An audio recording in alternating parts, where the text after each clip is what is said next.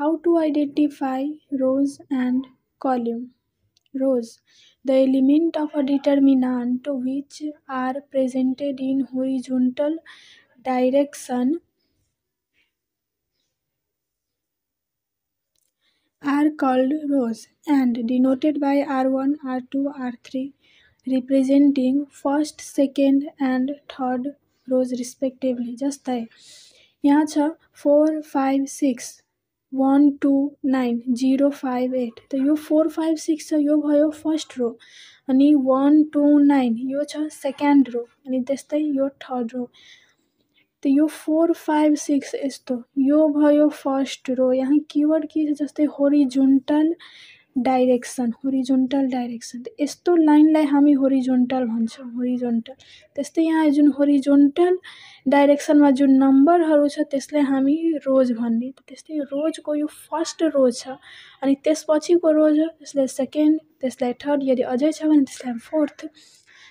त्यस्तै गरी यो भयो रो.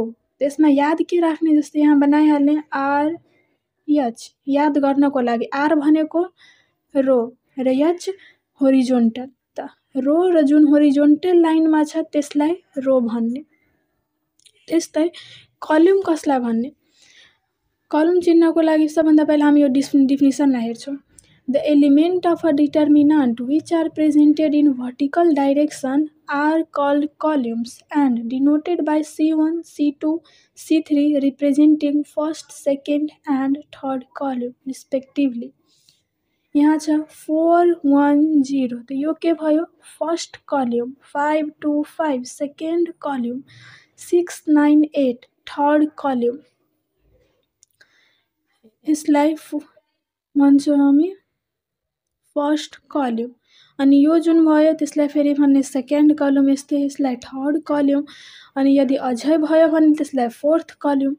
त यसमा कीवर्ड के छ? Vertical direction. जुन यस्तो लाइनलाई हामी जहिले पनि भर्टिकल लाइन भनिन्छ नि, यस्तोलाई होरिजोन्टल लाइन भन्ने र यस्तोलाई भर्टिकल लाइन. त्यस्तै जुन नम्बरहरू भर्टिकल डाइरेक्सनमा छ यो सिधा गरी 4, 1, 0 त्यसलाई फर्स्ट कलम, फेरि त्यसपछिको सेकेन्ड कलम, त्यसपछिको थर्ड कलम.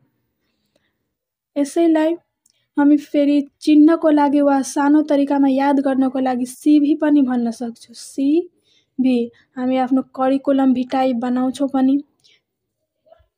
देखिरहेछ यहाँ CV पनि. C भनेको कलम र V भनेको भर्टिकल.